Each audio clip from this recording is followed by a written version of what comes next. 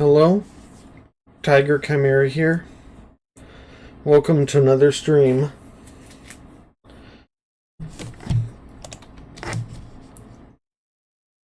Today, we're going to be continuing the project we've been working on the last couple Sundays. The Homestuck / Sburb based solo narrative TTRPG. So, kind of like to give a generalization of the progress. I've kind of organized the remaining aspects of like the aspects that I kind of like quantified at the first stream into different groups. And I don't know, like, I don't know how long each of them are going to take or how many streams per group.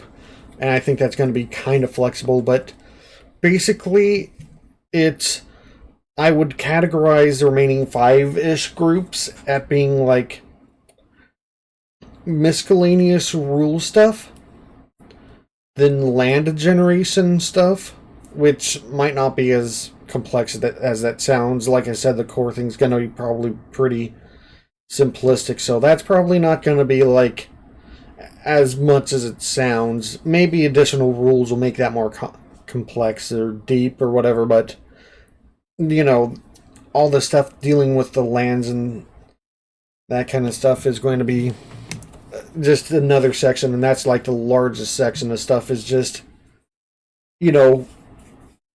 checking if there's going to need to be anything that I need to do mechanically unique for any of those, and if not, just kind of like noting them as a thing to cover when I go over like filling out the narrative like guidelines for the thing, for helping out people that aren't, super aware of the stuff or whatever. Well, but anyway, the third group is, kind of filling out the remaining general NPC types. Then the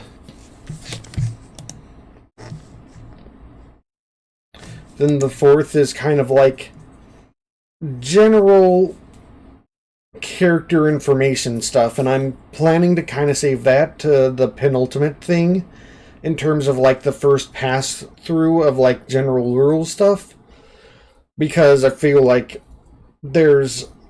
I should probably like leave the information tracking stuff until I'm more confident about what all the mechanical stuff that you should be tracking is first, and then do the stuff about like actually what are you tracking and how am I organizing all of that. And then the fifth group is kind of like is basically rule adding and rule breaking, which, while there's not an explicit rule about it in Sburb, it is kind of like largely implied that it wants you to find loopholes or completely disregard a lot of stuff at certain points. And for obvious reasons, that's going to probably be the last thing that I address while I'm in the initial design phase before I start doing some testing of this whole thing to see if messed anything up. And of course, numbers balancing on top of that. I don't know where I'm going to add that in, but I'll get everything set up so I can have this stuff on screen, and I'll be back.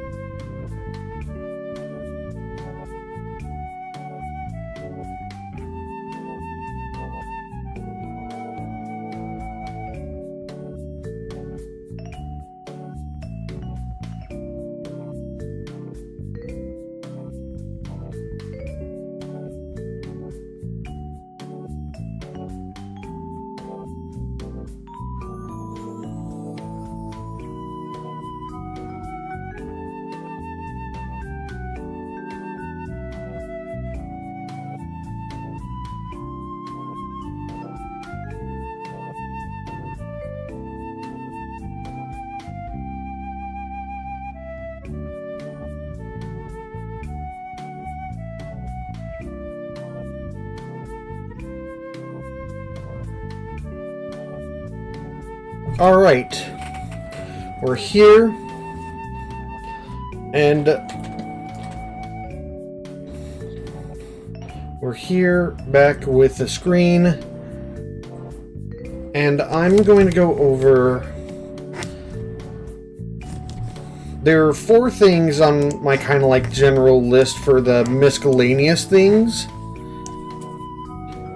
And that's dream selves, frame motifs, time shenanigans, and the Fernalia Registry, which is basically mostly the alchemy machines. And while most of that probably goes under, you know, general alchemy, I figured it's probably a good idea to, like, double check, because some of that stuff, even on a basic level, may need some more kind of specifics. But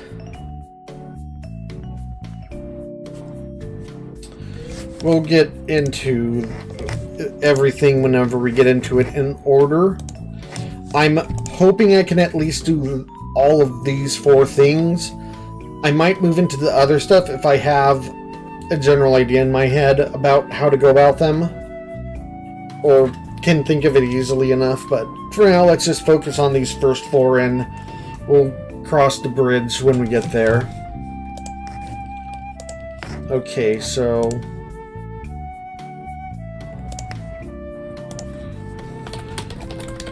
self and other selves.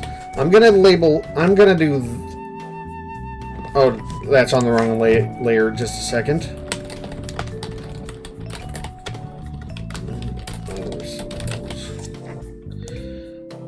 I'm specifying other selves as part of this mechanically because there is like multiple things to possibly happen with, you know, that. Like I said, time shenanigans is a huge part of that possibility. So this is, all in all, this is like kind of like a combination of, when it comes to this, how do I zoom in? Okay, there we go. When it comes to like dream selves and time selves and stuff, there's kind of 2 aspects to it. The first is kind of like simultaneous multiple versions of a character running around at the same time, or kind of existing at the same time. And the second is kind of a life system.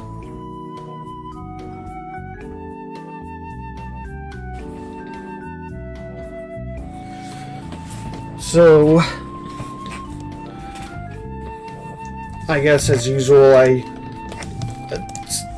because I don't have like a huge plan of this kind of stuff ahead of time, but I have a general grasp of this, I'll just go over kind of what I remember and like hit the points of like, this should probably be mechanically addressed whenever I get to things that should be mechanically addressed, and I already kind of have some of that in my head, just thinking about it.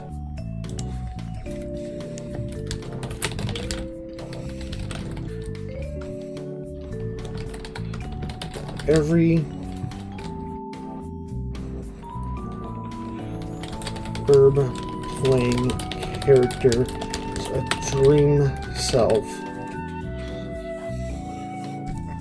Every Sburb playing character has a dream self.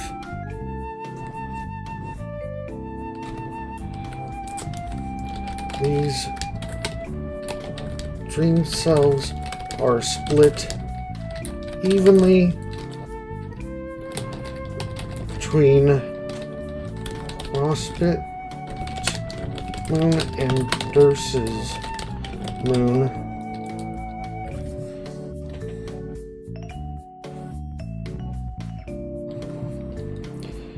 And of course, you know, there might be exceptions to that. There are exceptions in the comic, but like in general, like basic rules as written kind of thing is like it's typically split evenly. Like if not in the original comic is there a uneven number of players in a Sburb session. So I wonder. Part of me is curious what the original author Andrew Hussey would address how that would be resolved. But I also don't know if that the original author really matters at this point when it comes to Sburb mechanics. I mean, it's kind of helpful in some regards, but in other regards,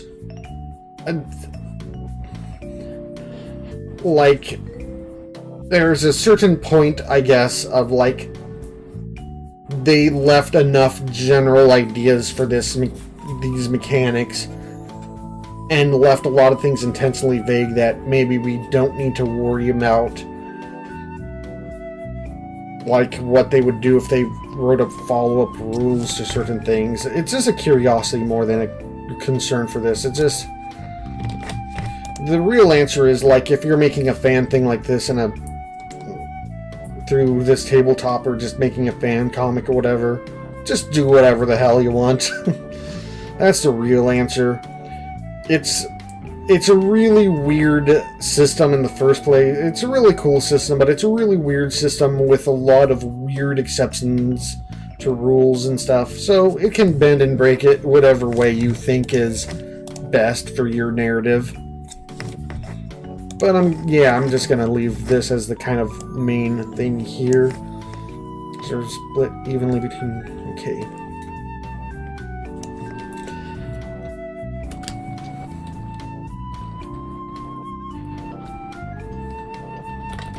Implied the name green cells are only awake when the main self is asleep, and vice versa. Green cells also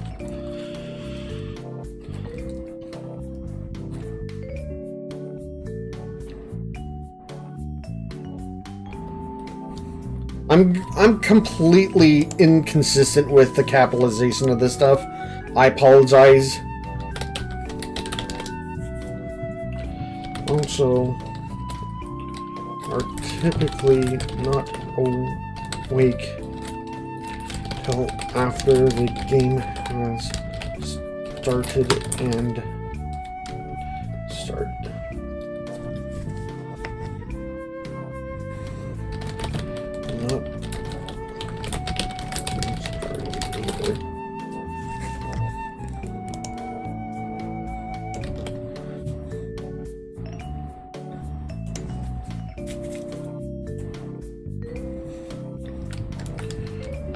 To subvert of these base rules will require a utility skill and a character like himself already awake. And that name's kind of, that might be workshopped out, but that's just kind of a general, if you want to have them already awake, or you want to do always awake,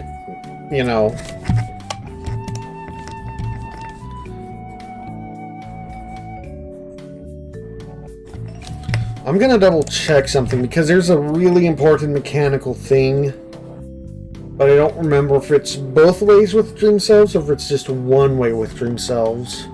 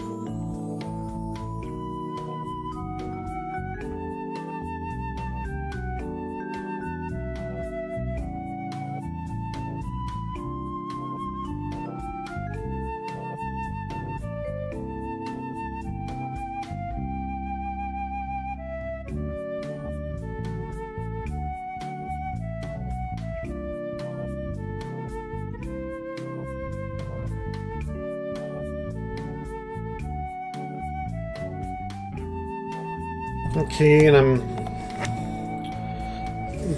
coming across a few things I should probably note too.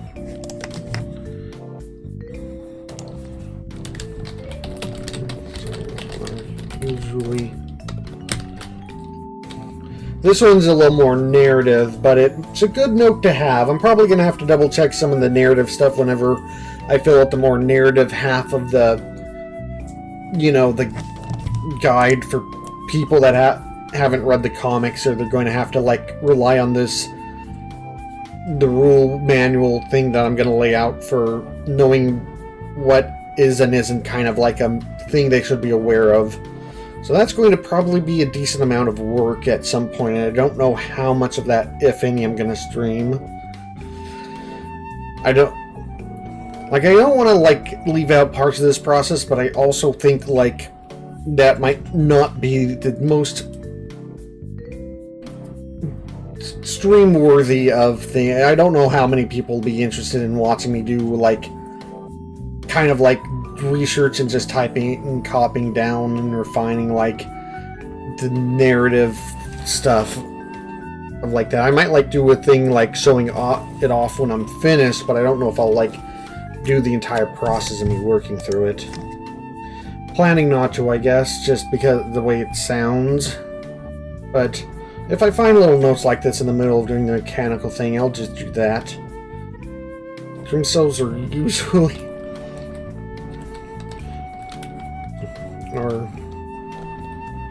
not usually, generally reflections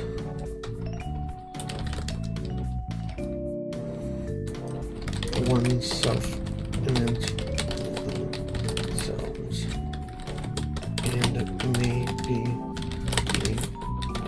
different than the real body.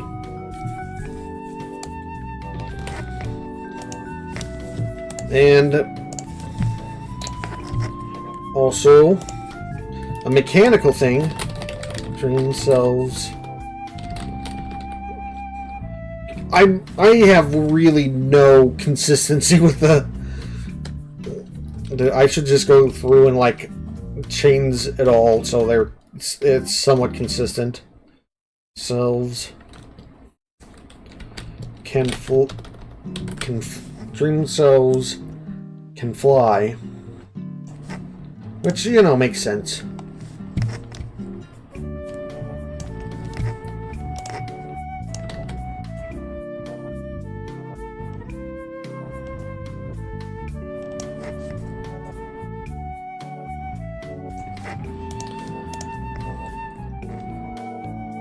Cells.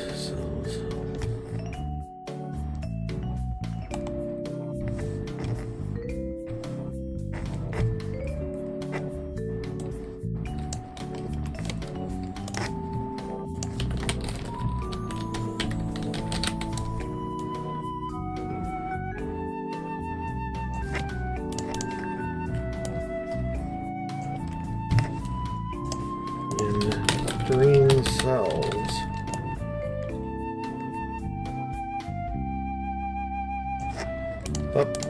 Okay. Alright, and now I'm going to go back to reading the wiki, or scrolling through the wiki and seeing if I can find the thing that specifies one of the most important mechanical aspects of these.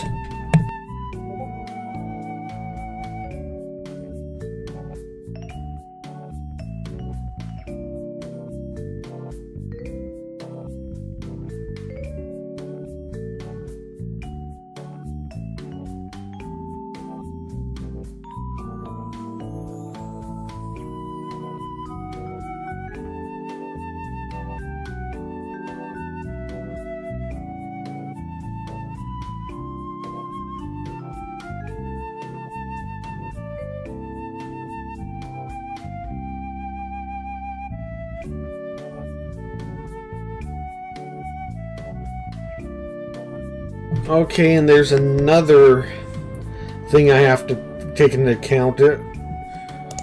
I guess it's a good thing that I'm double checking the wiki on some of this stuff, because there's some things that are probably good to have down here.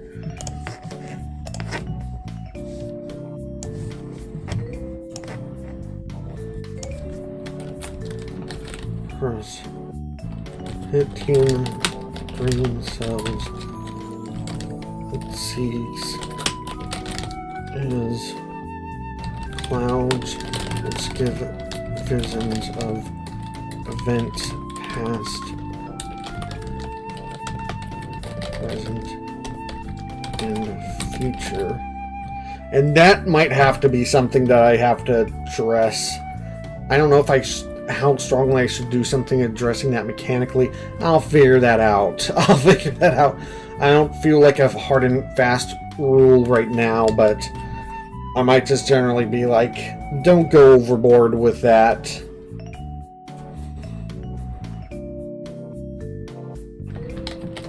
Their sight green cells can hear the whispers of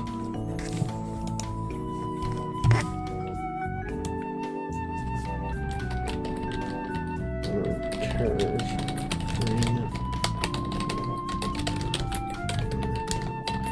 Oops.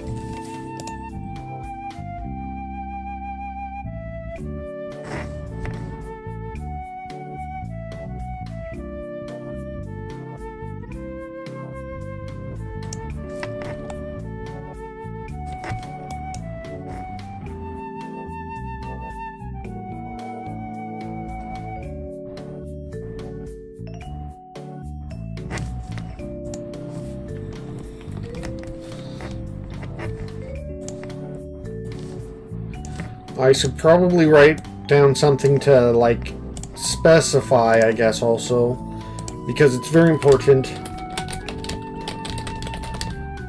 Real physical bodies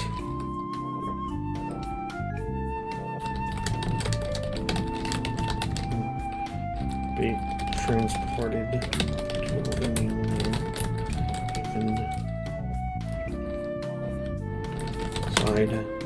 even side the game session.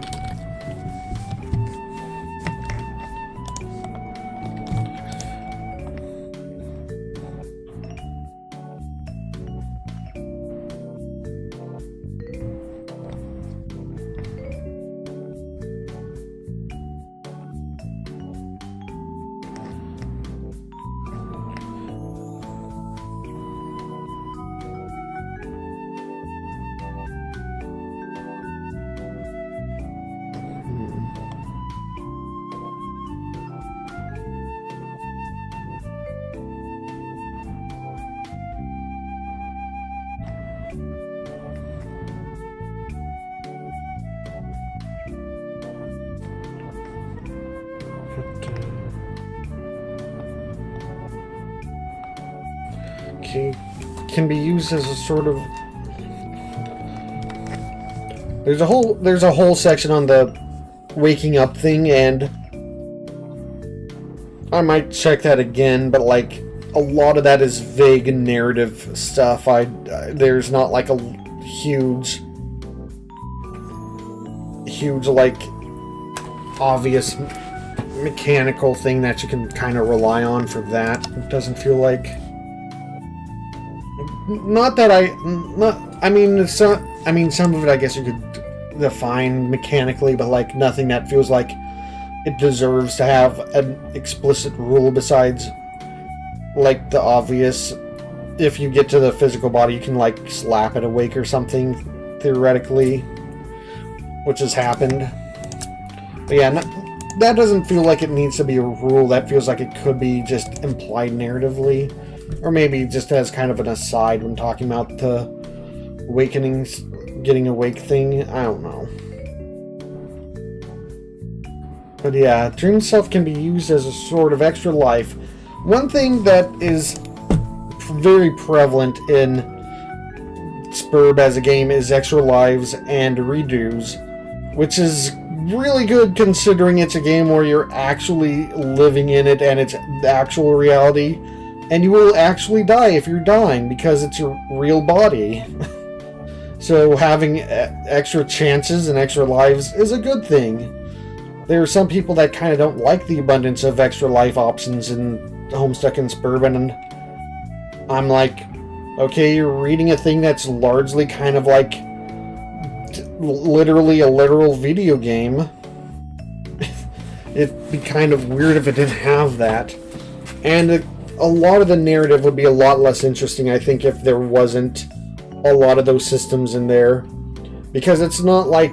There's still definitely a sense of danger and consequence. Like, a lot of the extra life stuff is generally like jumping through loopholes or, you know, have really weird consequences, or you have very strong consequences before getting the extra lives. It's not like it's a free thing. None of it is free. Paradox Space makes you work extremely hard for everything. Sometimes you fall backwards into some things, but like you have to work for so much in the game that it kind of balances out, even if you do like get lucky breaks. While there are definitely other systems for extra lives, this is kind of the main extra life mechanically, besides god tiering, I guess. Do I actually fully go over the listing stuff of god tier, or am I going to have to do a thing later kind of more specifying some of that stuff? I might have only gone over the stuff as far as Ecladder is concerned mechanically, and not like god tier specifically. I'm going to have to double check that. Maybe after I'm done with the other stuff here. Okay, anyway.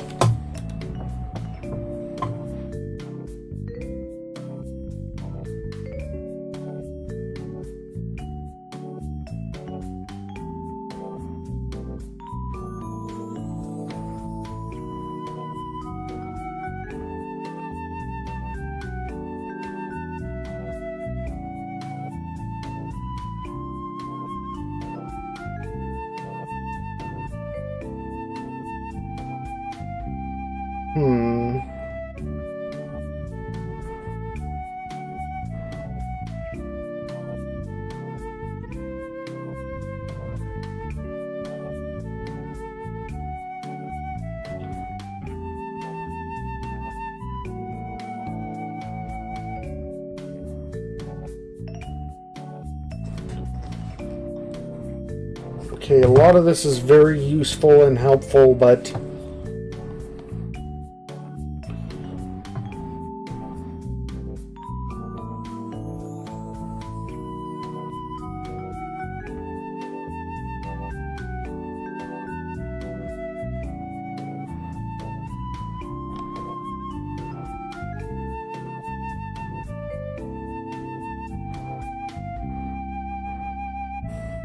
okay, there's a second thing about the depth of dream selves that might help with what I'm actually looking for.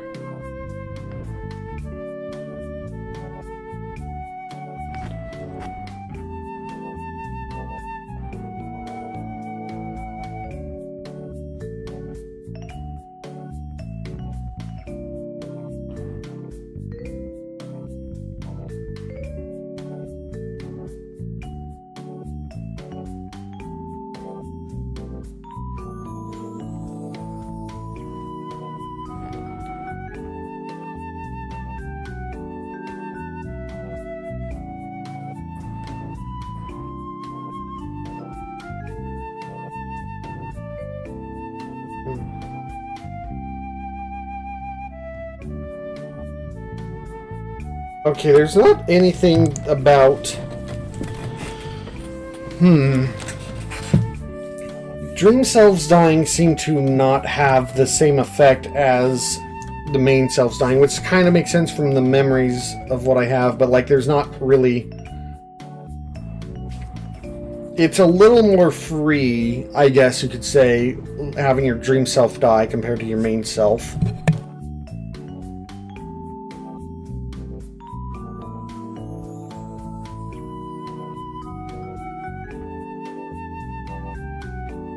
So I guess I'll write this in kind of the order of like importance in terms of mechanical stuff.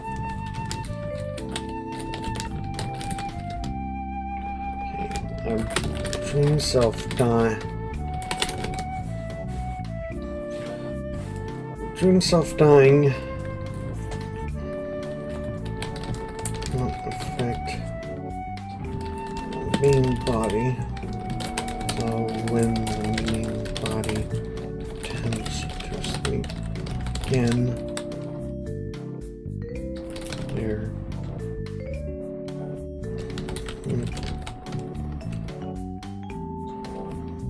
brings into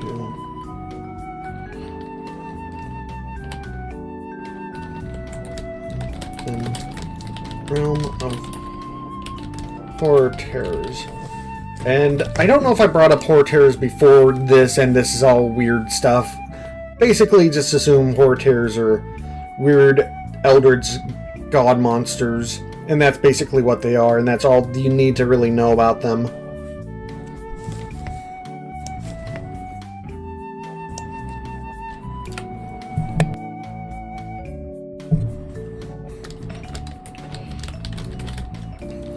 The dying will and a similar will cause the dream self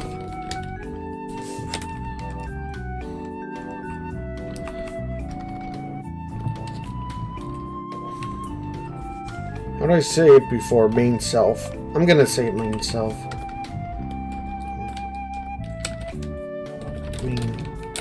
Self. Dying will cause a dream self to die with similar wounds after a delay, but this can be interrupted.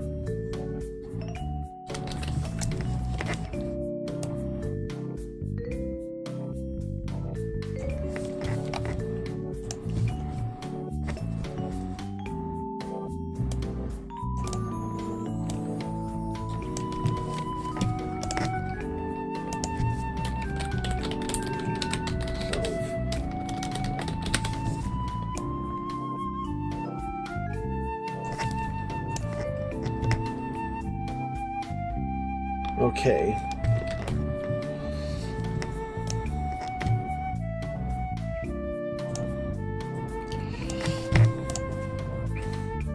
Now, the main thing here is how much do I take the literal thing from the original comic. It's not too weird, but it can be a little weird depending on characters. Because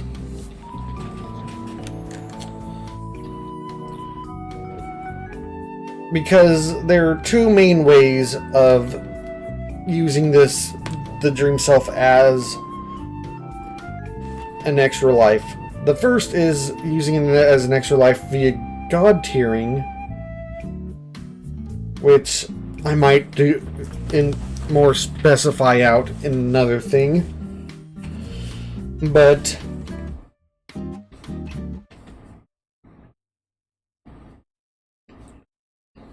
the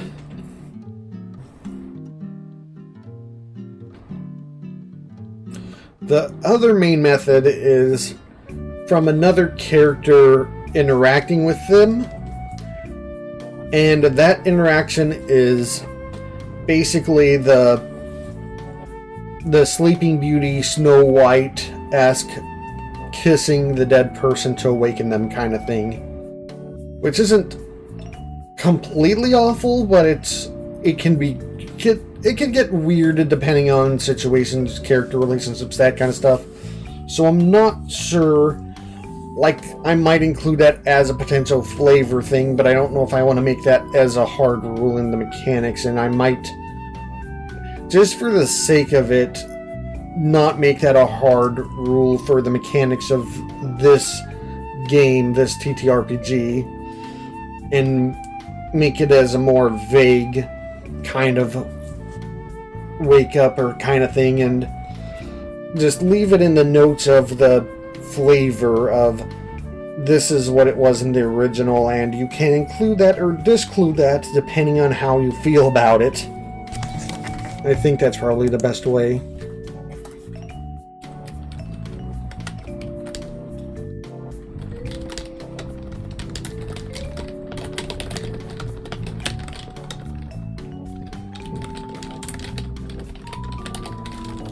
Extra in this situation.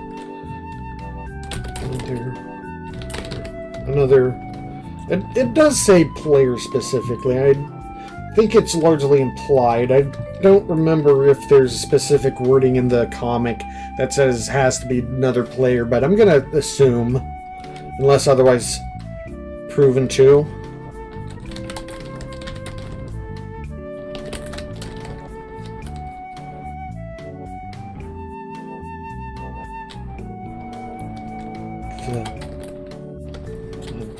The dead main self to wake the self.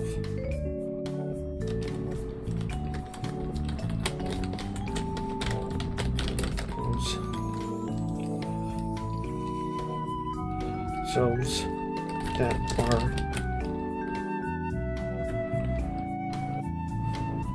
are invaded as life this way become the main self of that person.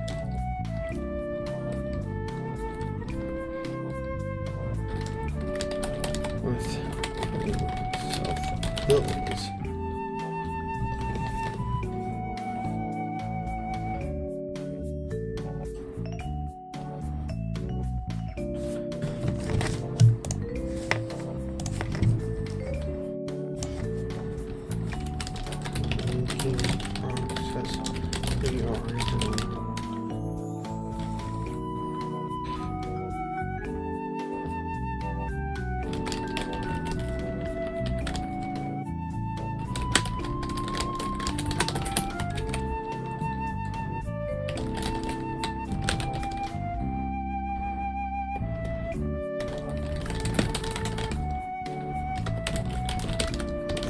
For this game.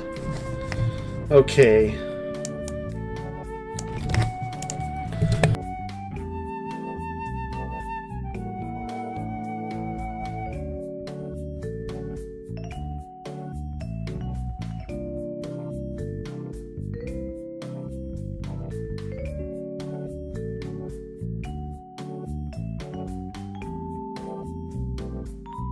Okay, so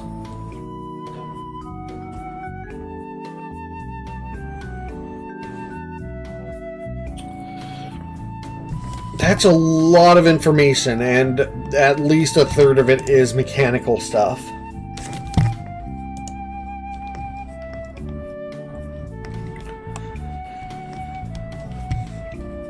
And I'm remembering at least one thing that I think is going to be a major part of not just Dream Selves, but kind of covering the other selves portion of this. Because that is kind of another thing.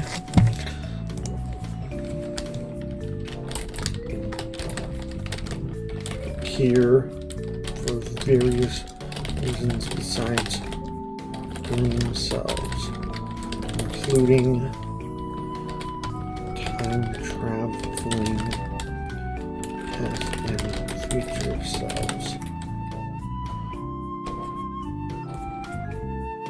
including not limited to, but you know, I can specify that more on your own.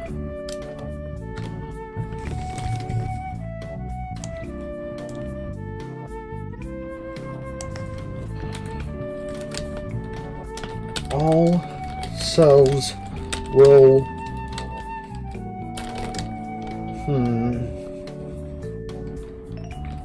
all selves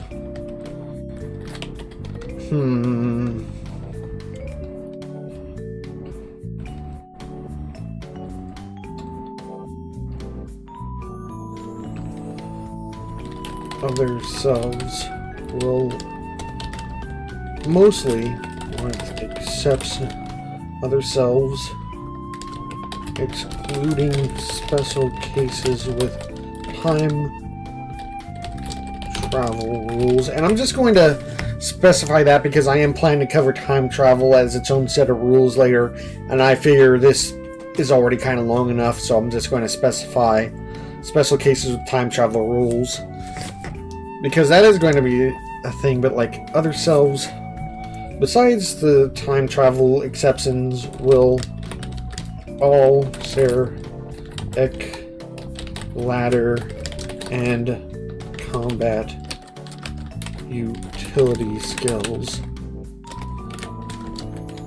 They won't share things such as equipment, inventory, or other such physical possession.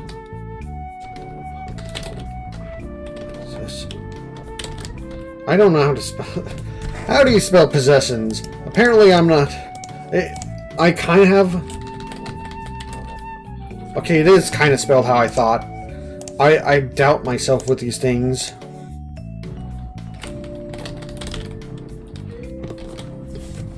I won't share things such as equipment, inventory, or other physical possessions for obvious reasons, but I figure it's a good thing. Like, that's kind of going to be the main mechanical thing. Kind of like for separating other selves, is like you can basically assume that they're going to share all of the character progression stuff except for like inventory stuff and anything that the inventory stuff brings along with it.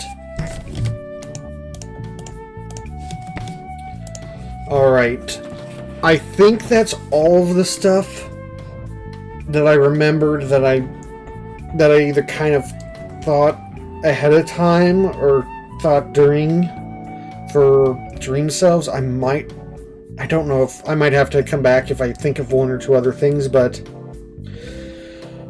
I'm going to need to take a quick little break, and then after that we're going to try hitting the other topics, and hopefully that won't take as long.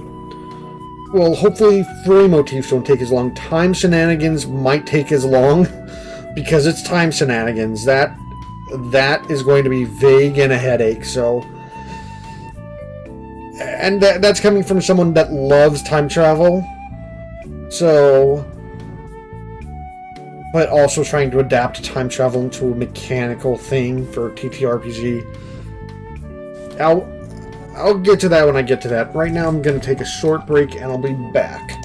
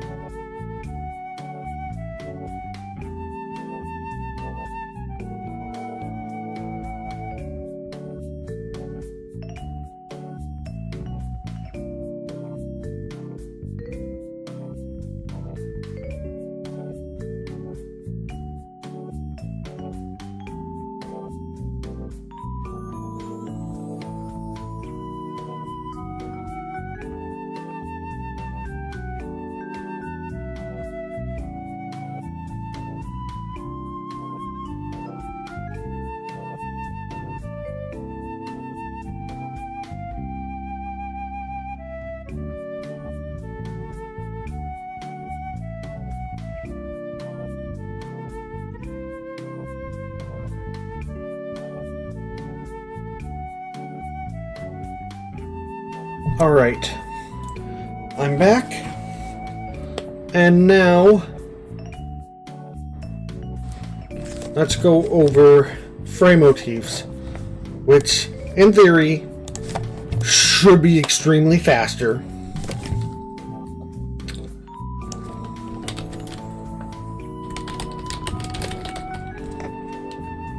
And again, I was doing it on the wrong layer.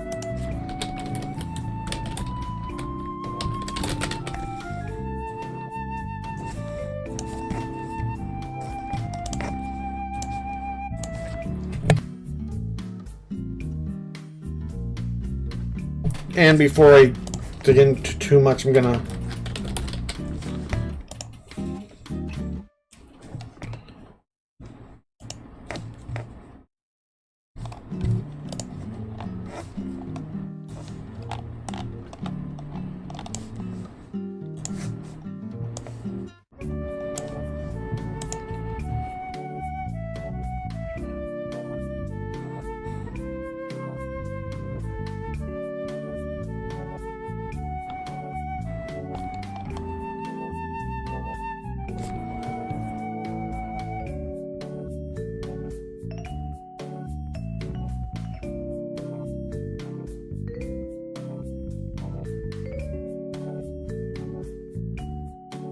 okay. There's a huge block of text of like some sort of I guess behind the scenes stuff in the wiki about it.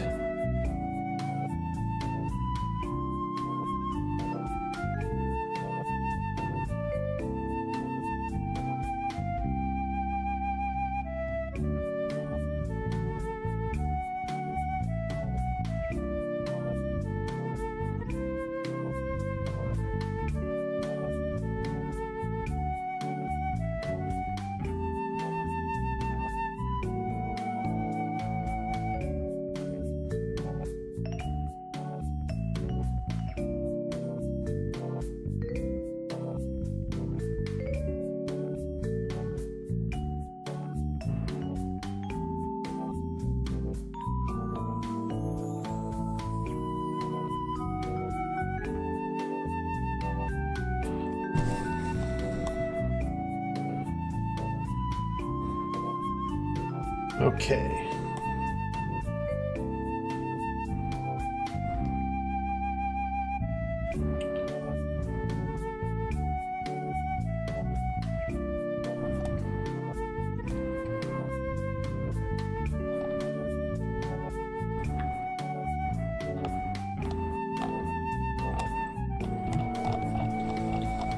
All right.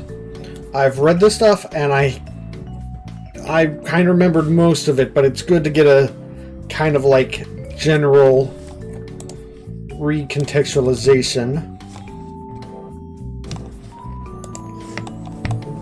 Freshen up on stuff.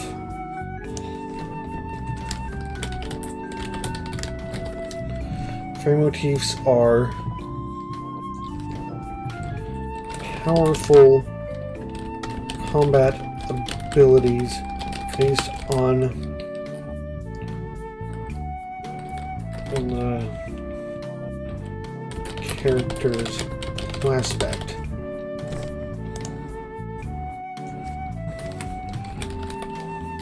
Motifs. In the thing, it only mentions that frame motifs can be purchased, so I'm going to assume that it's a store-only kind of situation, which is good because, I mean, you could probably have other shop things be designed, but like these are the main like long-term mechanical thing for them for the monetary system. Frame motifs.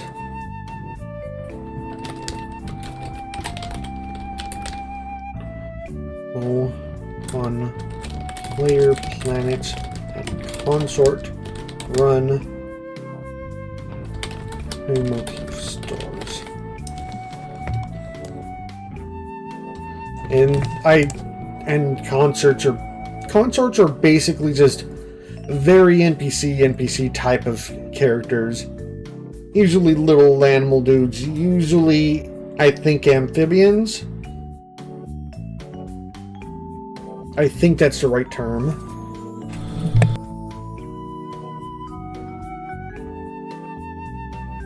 But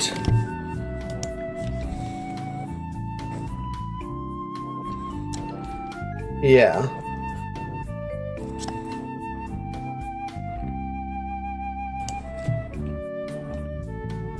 Versus one.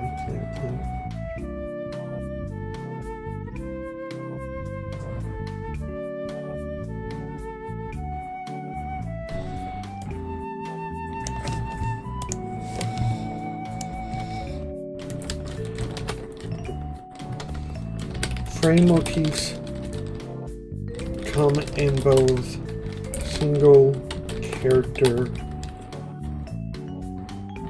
abilities and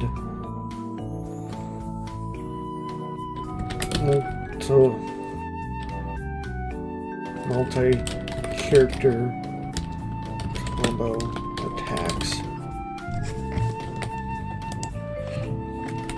Mechanically, frame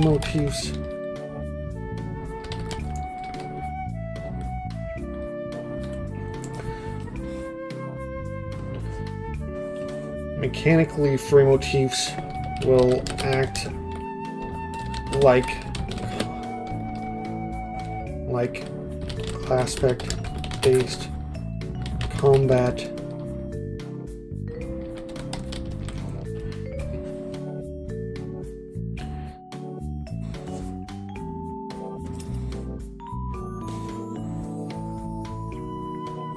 like they won't necessarily be strictly just but they'll be very similar. Right? Similar to class-based combat skills.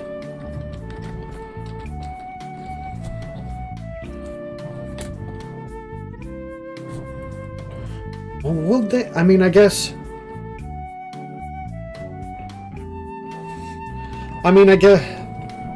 But more as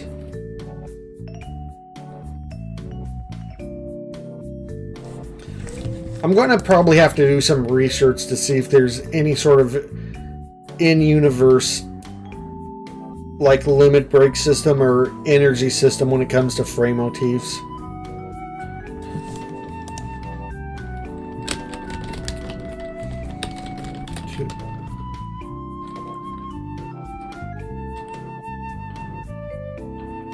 Attacks.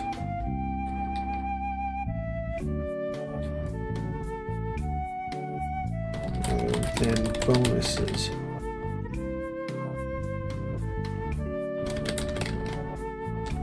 And I guess some of the combat techniques will be active things rather than passive things, but I figure that's a good kind of way to define it there.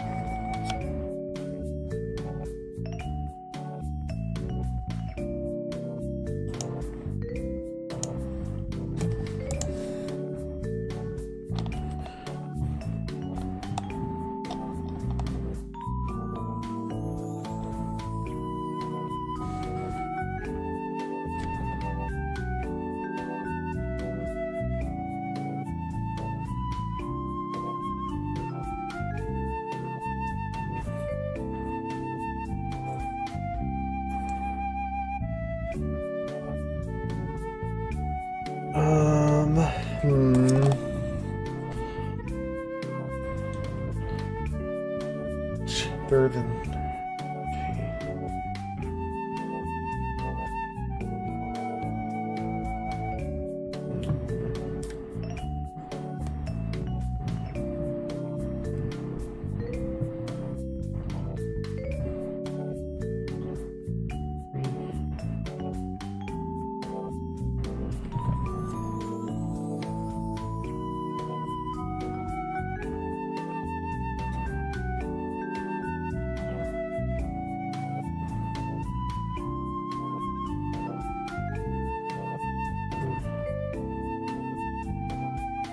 Hmm.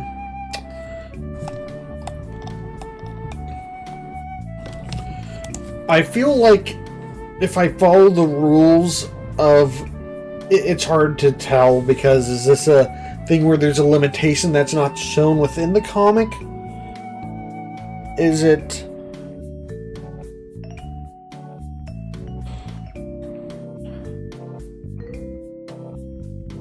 Or is there, like, not really limitation on reusing these abilities?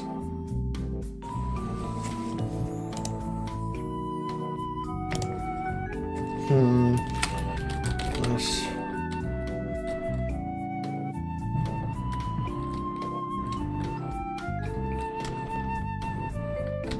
For now, will also mechanically work as a once per combat attack. I feel like once per combat is probably good to, like, kind of not... to avoid, like, throwing in an energy system, or to...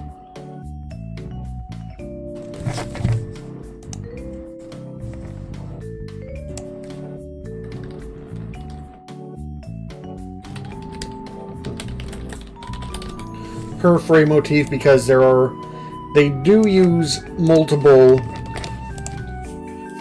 frame motifs in a fight, but I think from what I remember seeing, like, it's only shown to use each one once during the particular main combat that I remember them being mostly shown off during.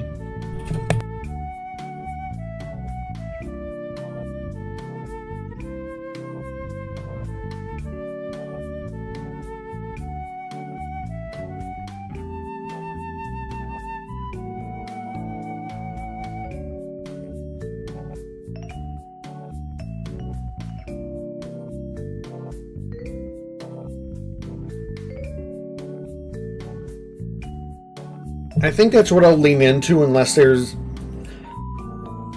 Weirdly, like, one of the main examples of it being used is not listed as a link in the wiki, which is weird, but...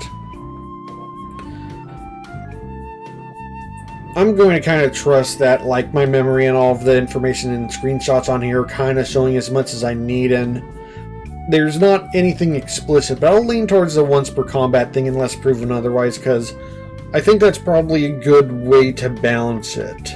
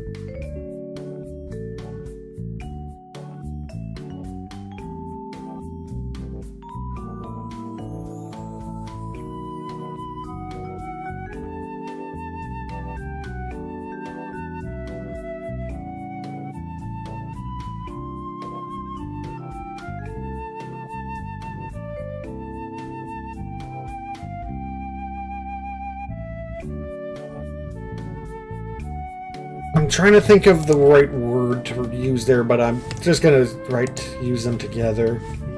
Okay. Now that's frame motifs done, and that's, what, 15 minutes? That's pretty good. Okay, I'm just gonna quickly switch over.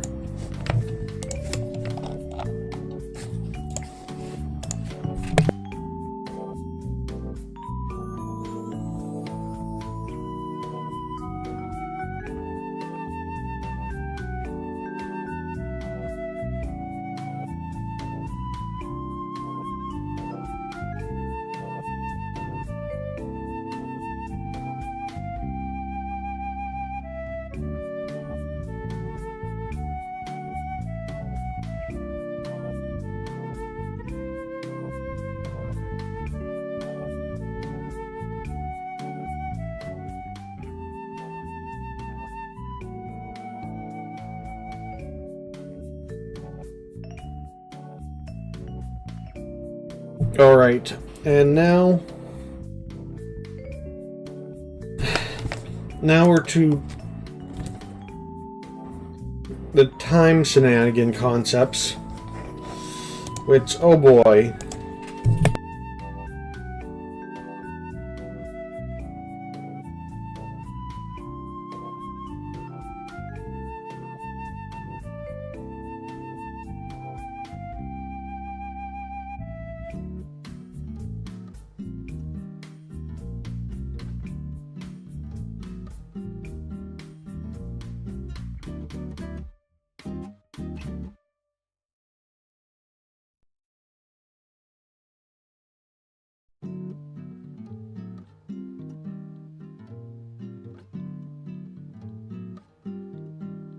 Just a second.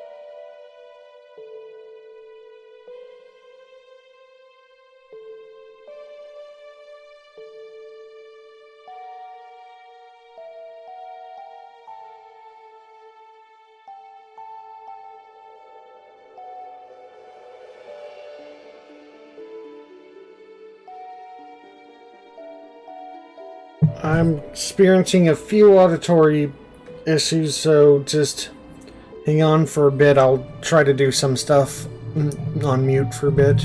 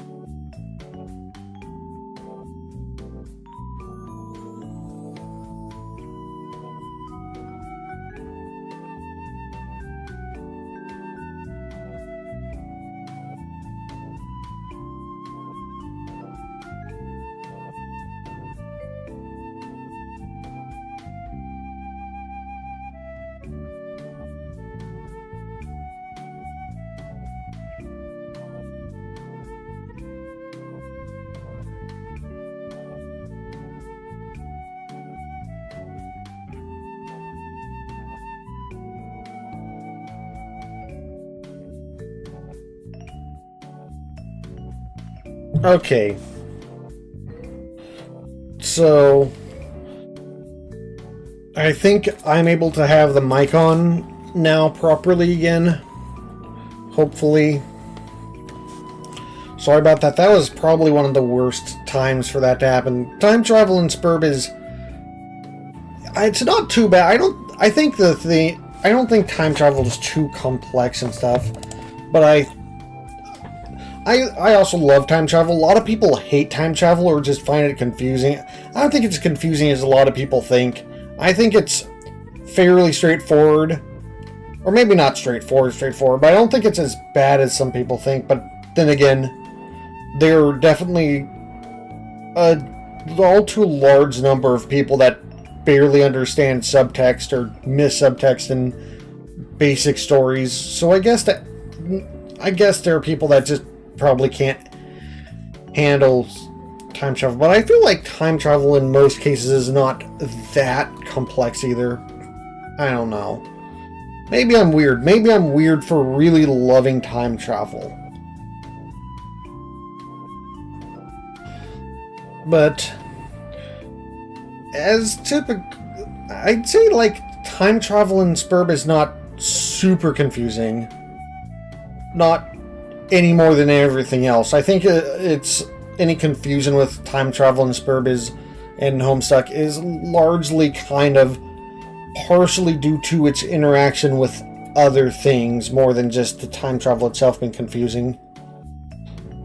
Basically, as I've kind of typed out here, the alpha timeline system in Homestuck is basically like it's basically like multiverse theory, but I mean there's more than one type of multiverse theory, but it's kind of like multiverse theory in reverse, or just kind of like multiverse theory, but only one timeline ends up in kind of a good result. And I guess the best way to phrase it is one of the more explicit of, like, maybe not when you're first reading it, maybe not unless you're told it or kind of come to the realization, but it's one of the more, the alpha timeline system is one of the more overtly explicit examples of Sburb being a video game and having video game-like consequences for the people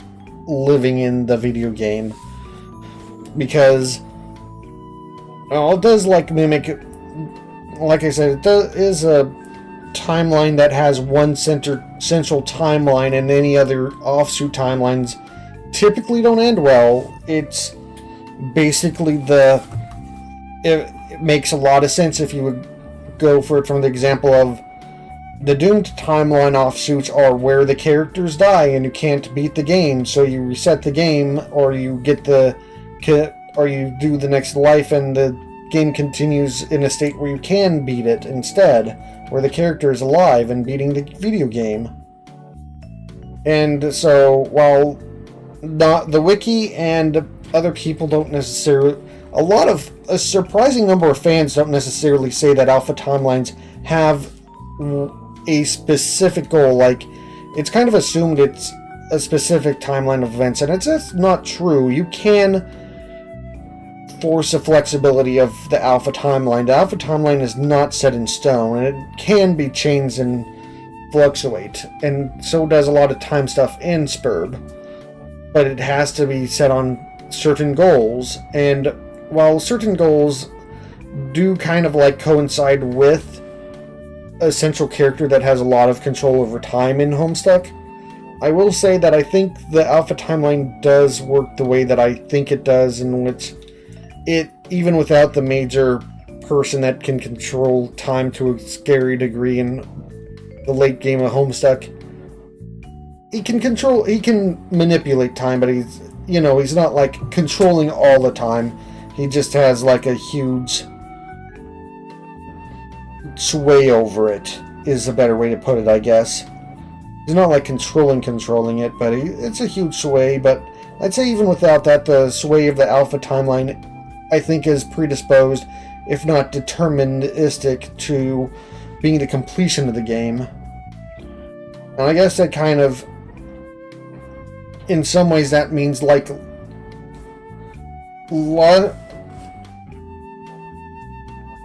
I guess there's certainly the capability of debate whether that means all Sburb sessions do end up in success, or if it is possible for some Sburb sessions to end up in failure, in which there is no actual alpha timeline that results in the completion of the game, and arguably just the best is a doomed timeline that reaches further into the game than the other doomed timelines.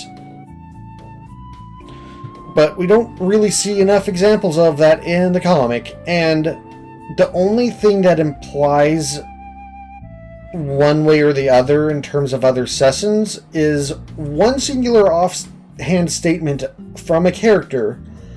And I will say, as much as that's probably supposed to be world building or whatever, I will say that you cannot trust singular statements from characters in Homestuck. One of the most explicit things, I'm going off on a huge tangent, but I'm finally able to speak, so you know. One of the main things in Homestuck is... What is the term for it?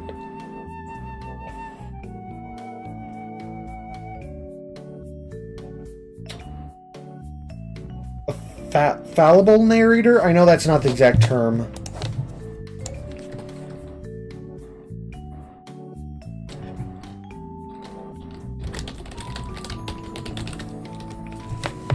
I'm gonna see if I can find it.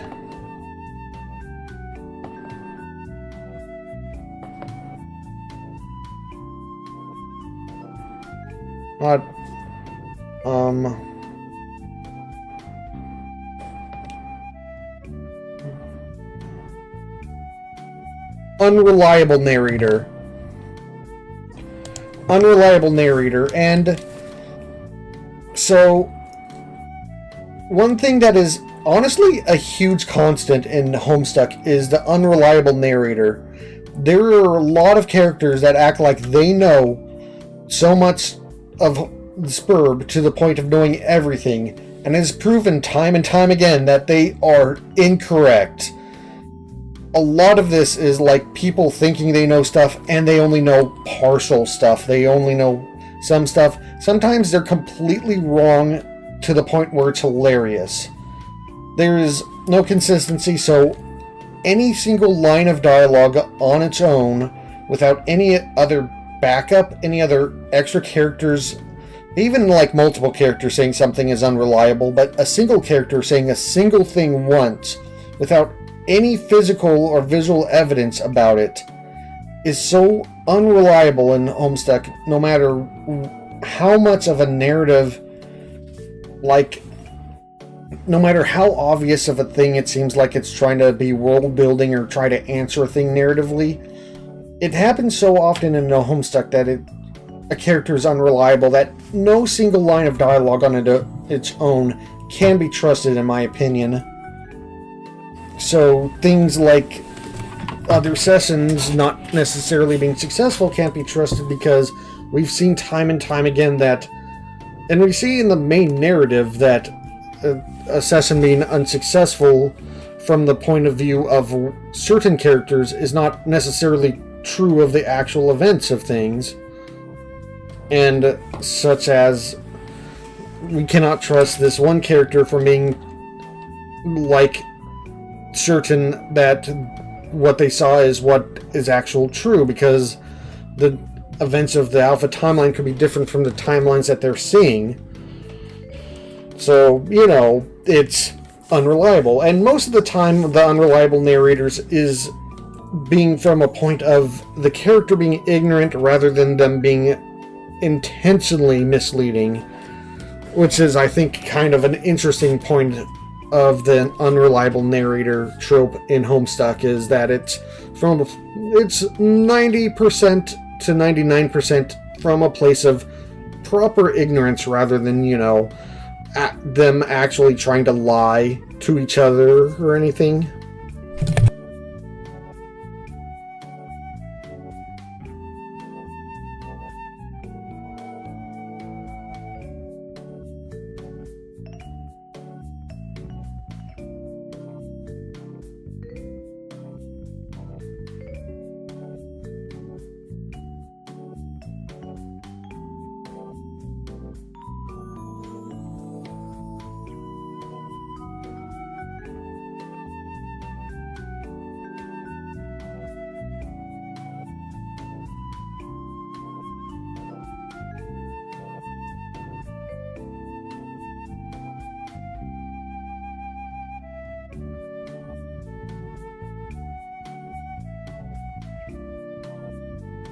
Now the question is, how do I do this in terms of making it a proper rule set of mechanics for the game?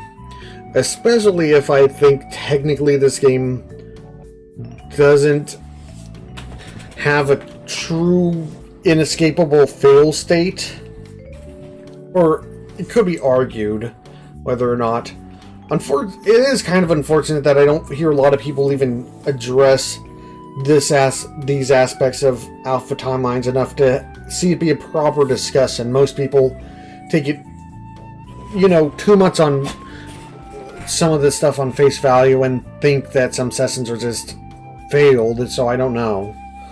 Or it's, only the central comic is seen, and there's a guy influencing the time stream in it, so But yeah, there's even not even thinking about all that stuff, I need to figure out a way to introduce time travel as mechanic in this, because that is a kind of thing that is, oh boy.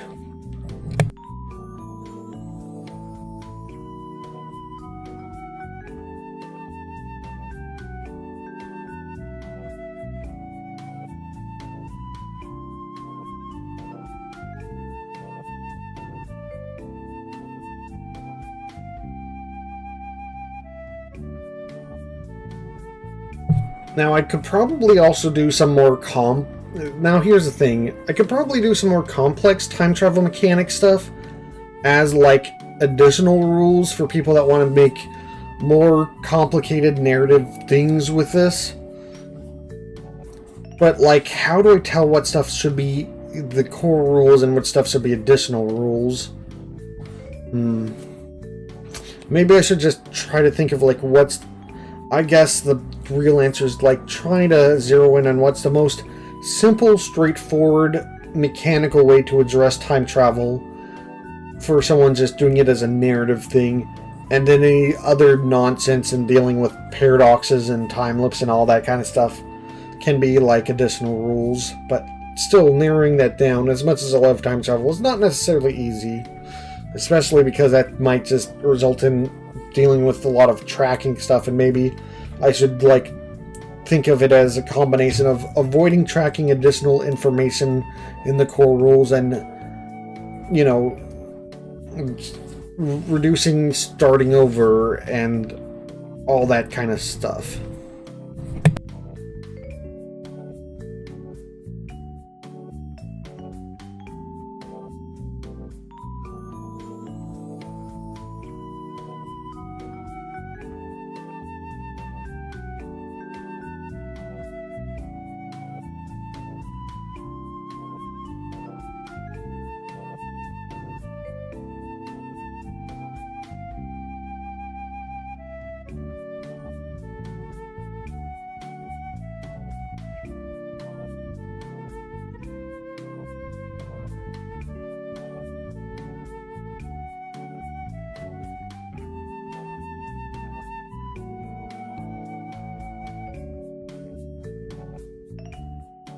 Oh, I think I had an idea.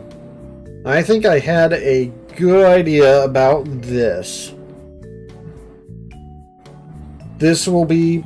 I guess it'll be an optional rule in the core rules instead of an additional rule.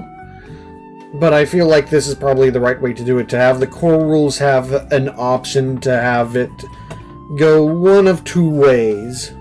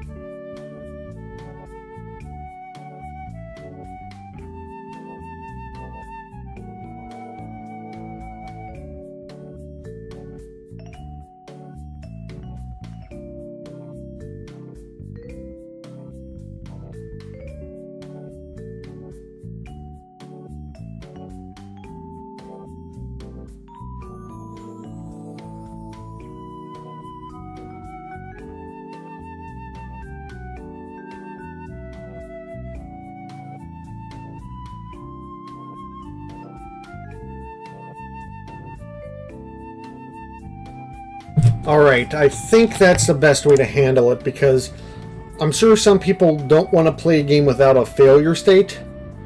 So I'll have the failure state be optional.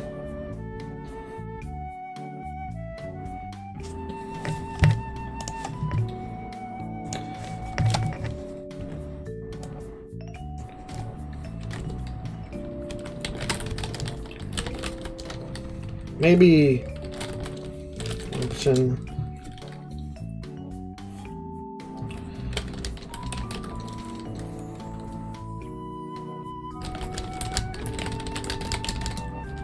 of time results. Want to see the end of each session by returning to prior points to continue.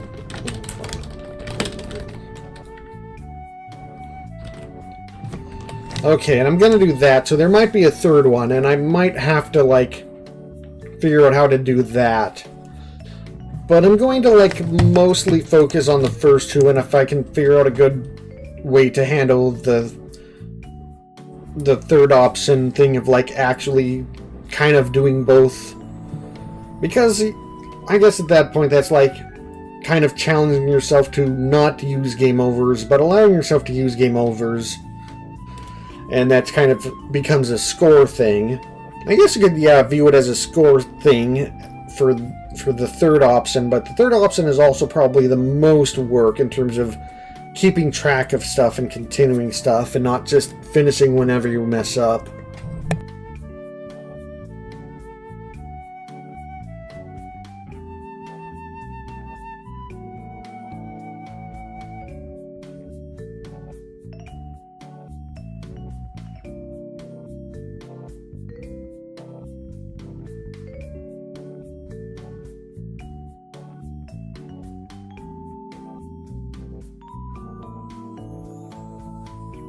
And now I have to think of, like, how do I actually balance the actual interaction of time travel?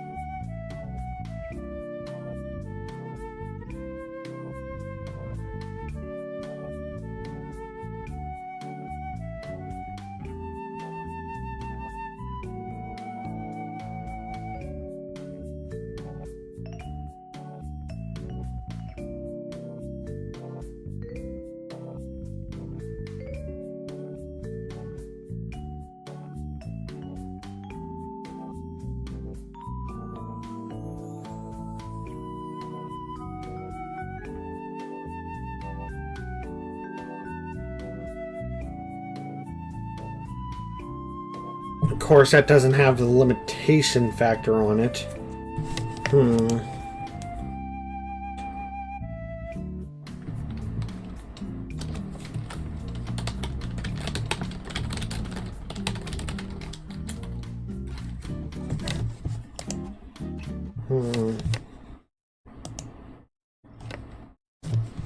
I'm probably going to have to make some sort of stability system, or time stability system.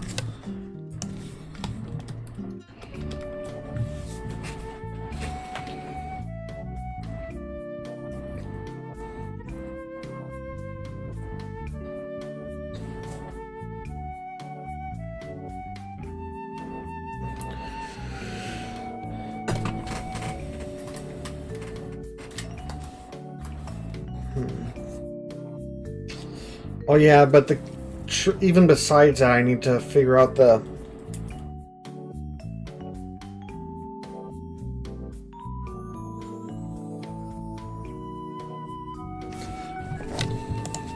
Like, largely, I'd probably want, like, even though a lot of this is solo and kind of like honor rules and stuff, like, kind of, it's good to try to avoid people, like, abusing this kind of system. Because it's just time travel, and like, you can just have people from the future mess with stuff.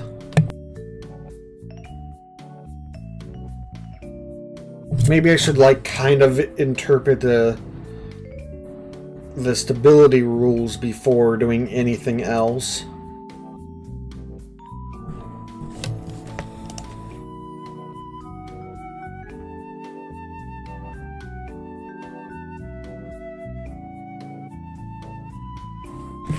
Maybe I should probably put this further down.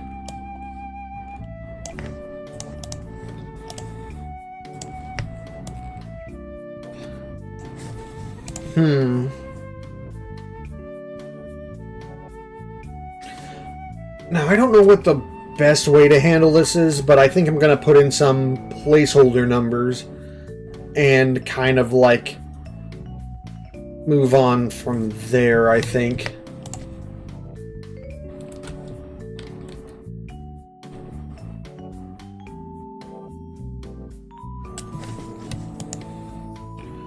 But it shouldn't be just a straight number system, I don't think, but...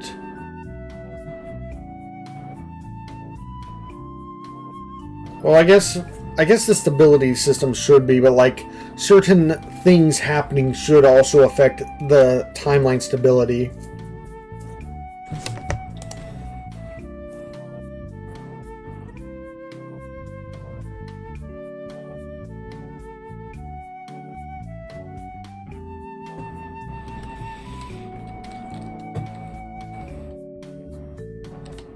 Okay, maybe instead of stability, it should be instability.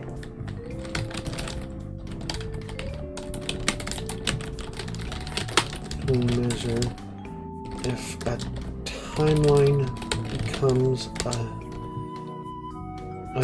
doomed timeline.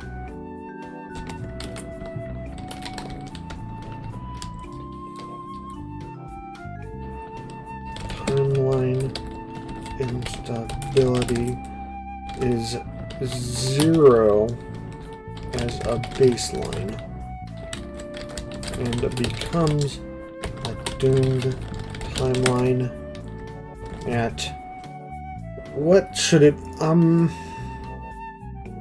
24,000. I feel like that's a good number.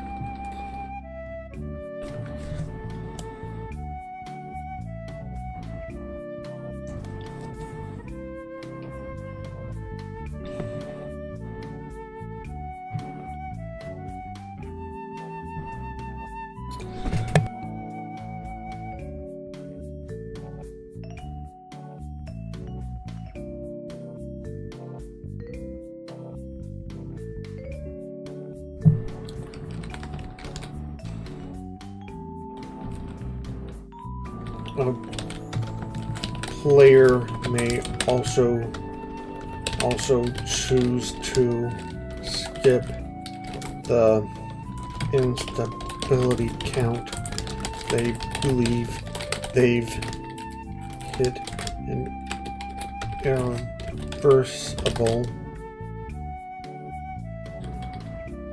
doomed timeline state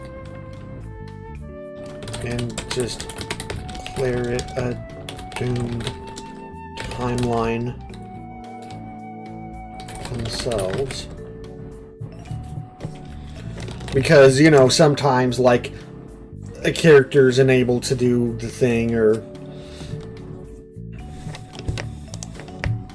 So I feel like that's, like, there if someone wants to be, like, for option 2 or 3, be like, yeah, that's an inoperable, immovable kind of thing.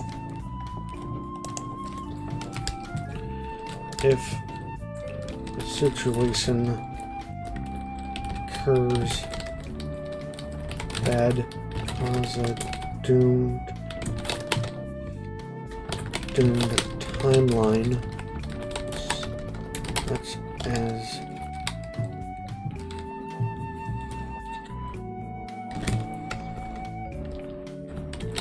character deaths of Sburb players or Sburb players being unable to enter Sburb, etc. Sburb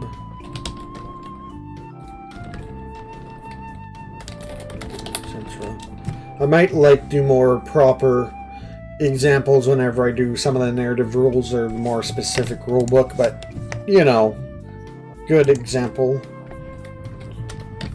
And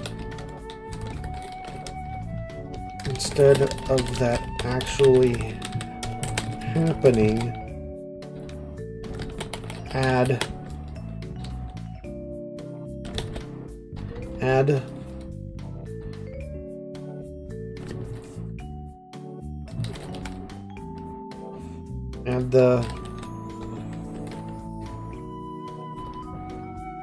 the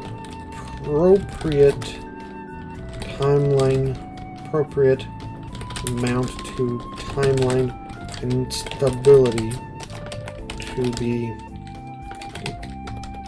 determined later, and have a future self stable timeline or doomed self time travel back to fix things. I might have to expand the size of the canvas because I'm just gonna need to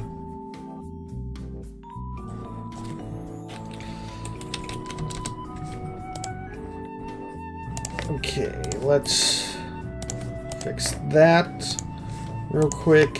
Back up here.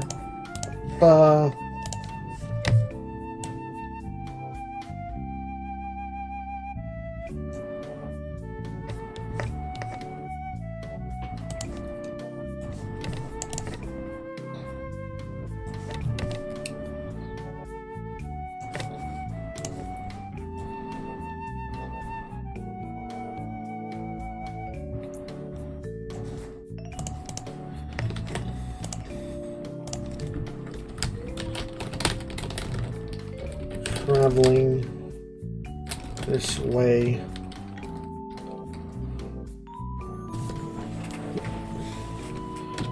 must be very careful.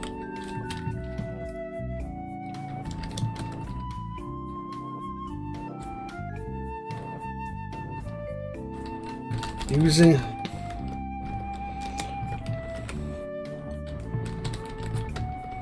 future selves, using items or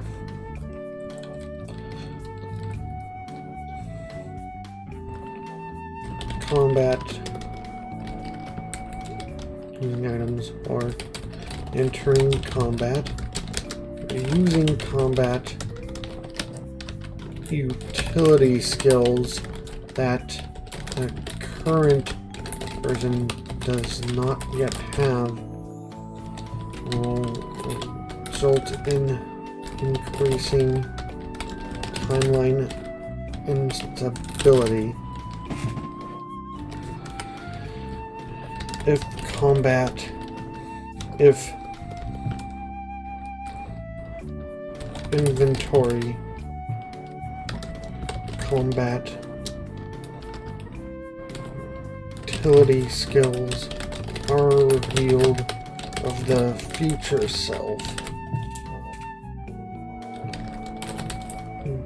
They must eventually be chosen as things character gets as their own inventory or skills to complete a stable time loop.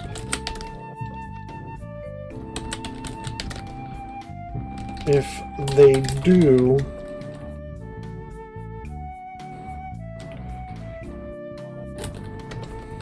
then the timeline instability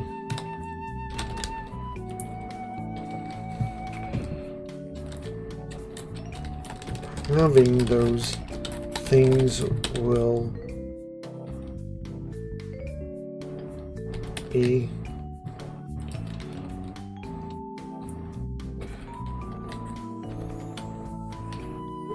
undone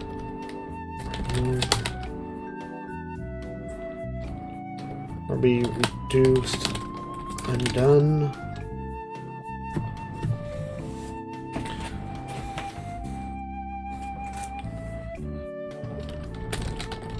Then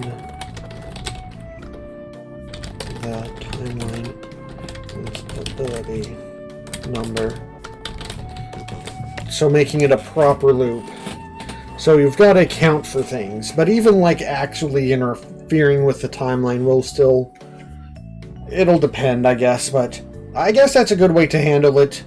If you mess with the timeline too much by using too many things that haven't been yet confirmed by the to be with the character with the future self, it'll incur instability.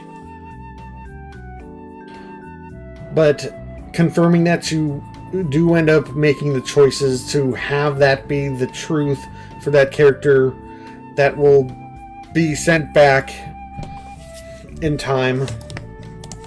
Okay. Character travels back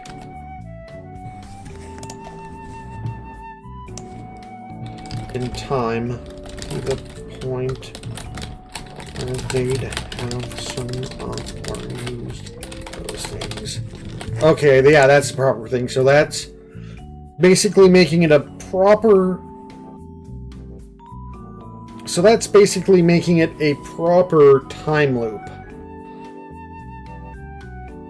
And so until you make it a proper time loop, it'll be considered unstable, and so you'll have a detriment. So the more things you do with characters from the future, the more danger you are of making it a doomed timeline until you make it right by accounting for all of those things.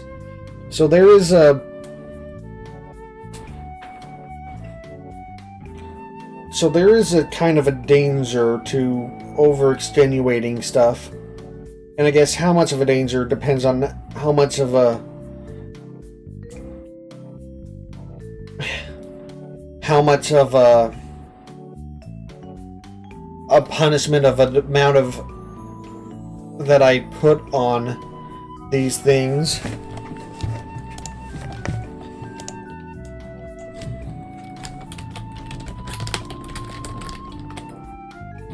Selves cannot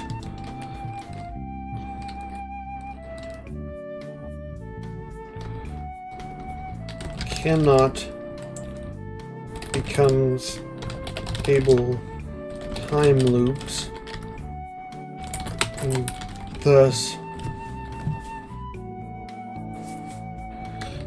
their contributions, while causing flexibility to the alpha timeline, also inherently will be permanently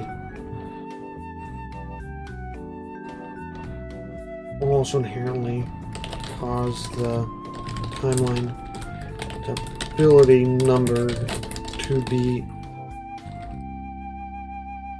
unrecoverable, and the number must be reduced through other more difficult methods.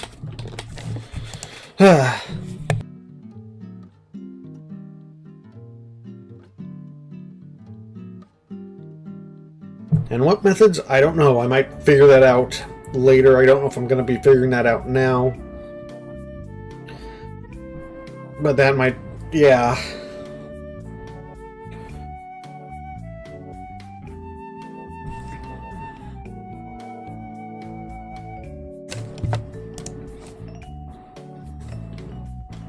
Okay, so down here, scratches will be mechanically covered in the additional rules.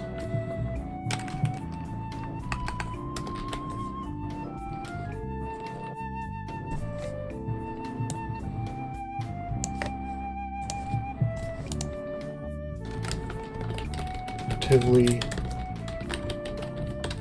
matches are full resets for the Sburb session will mean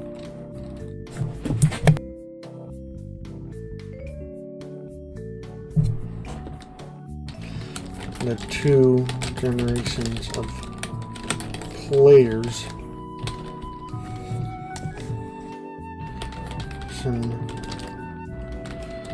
will switch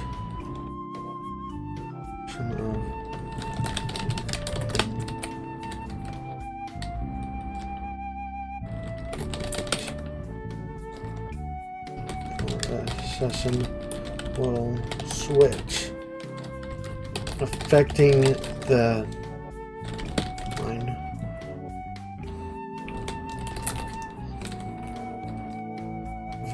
The original world.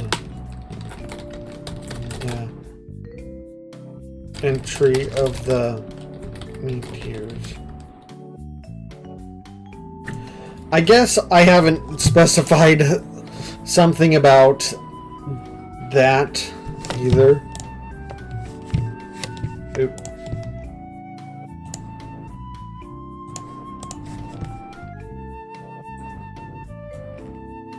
Affecting the timeline of the original world and the entry of meteors.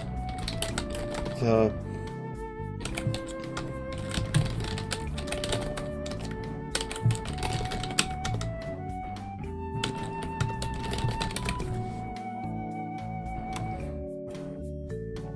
or session will switch, affecting the timeline of the original world entry.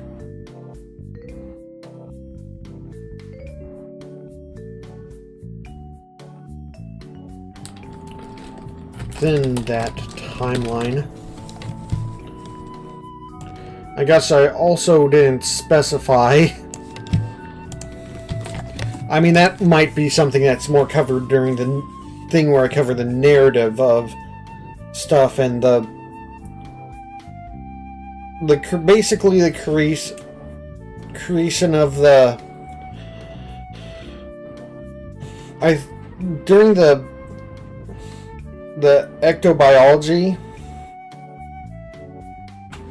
Generally, during the ectobiology, like whatever the species is, like that species equivalent of reproduction is kind of like vaguely imitated through the ectobiology process of like having the older generation and the younger generation, and the younger generation is typically the people that will be playing the session of Sburb.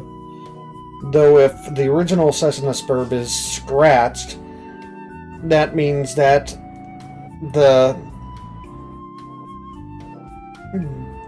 the parent and the player generation will be switched within the timeline.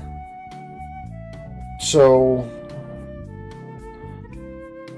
there will be a new session where the people that have the parent generation will be the player generation that time around, the ones that'll be playing instead.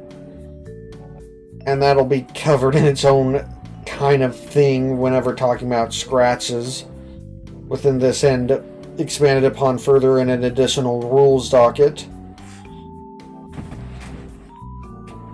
And definitely an interesting thing to me is that there's never in universe necessarily a second scratch in this session, but it would imply that would be switched around again with possibly even different results in the original timeline. But I've never... It's not shown in canon, and it's definitely not shown... It is not shown, like, in pretty much most of the fan sessions I've seen either. I'd like to see a fan session tackle that possibility. There's pretty much nothing stopping that from happening. Oh, I think also...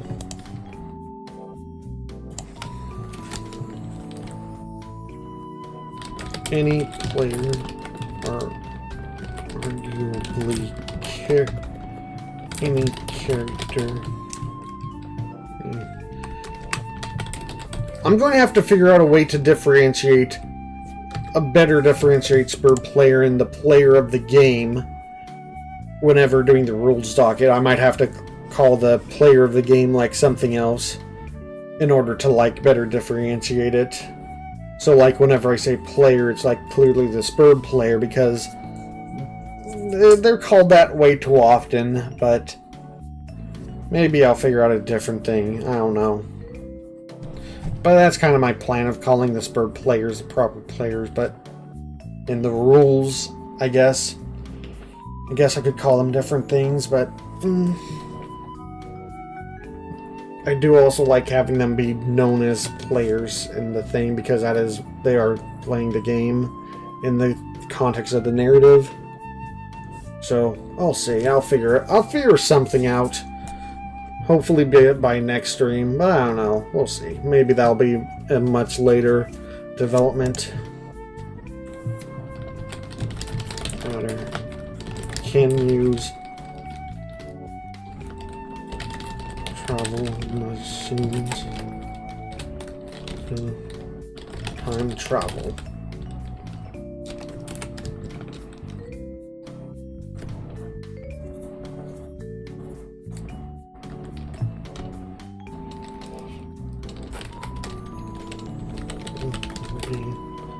Possibilities to gain powers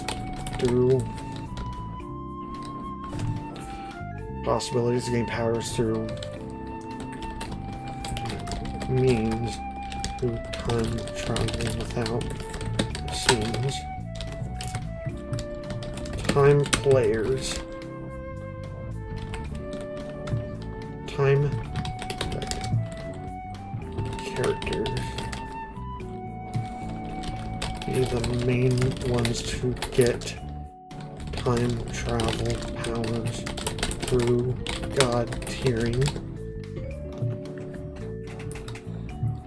or their class specs.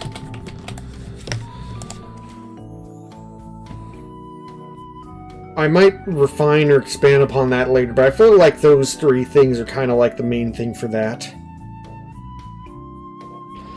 And with that, I feel like we're at a good time in the stream, and I'm also kind of like, it's properly late in the stream. I'm also properly sort of mentally kind of at the end of thing, because I feel proud of like just being like, yeah, let's just measure it by instability. And I'll probably figure out like exact numbers later, but I feel like that's probably the best way to handle something as complex and vague as time travel. As much as I love it, it's like if you're trying to deal with it in terms of a mechanical game, it's like, I feel like arguably you could use that as a way to handle multiplayer TTRPG as well, but, you know, it wouldn't wish that on a DM having to wrangle multiple players, so that's going to be, if you want to do it, not a suggested thing.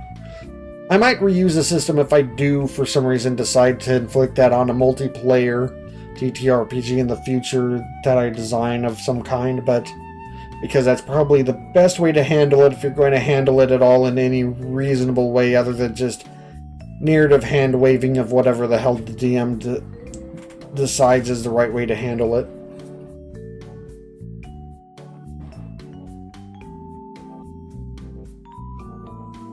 But that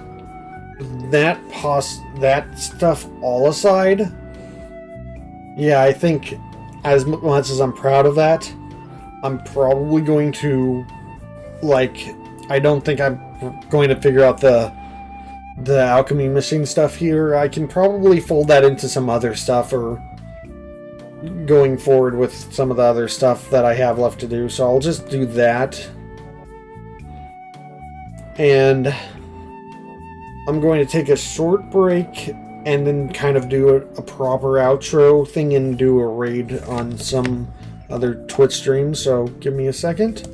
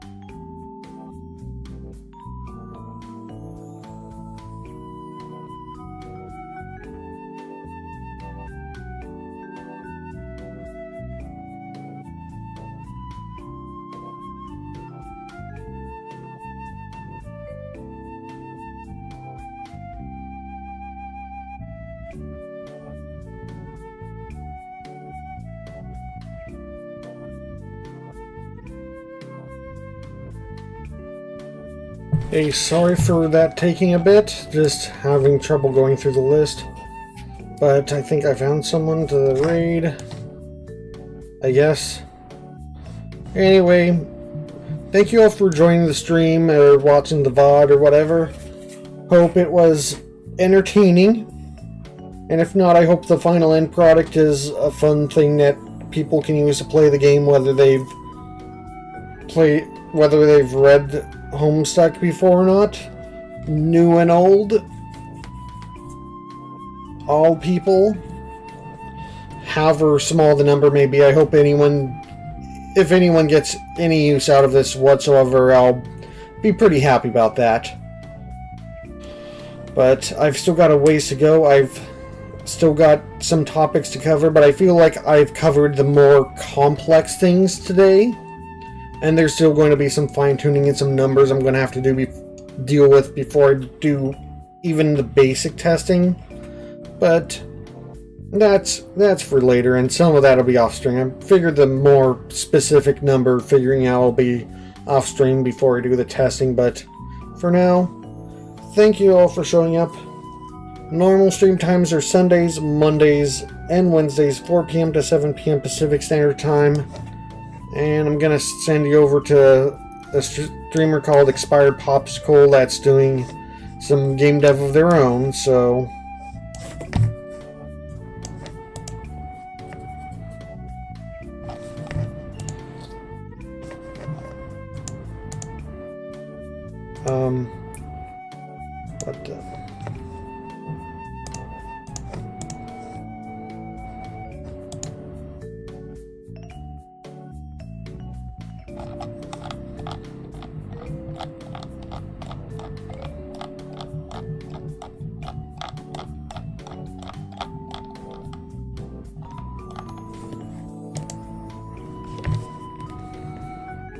Alright.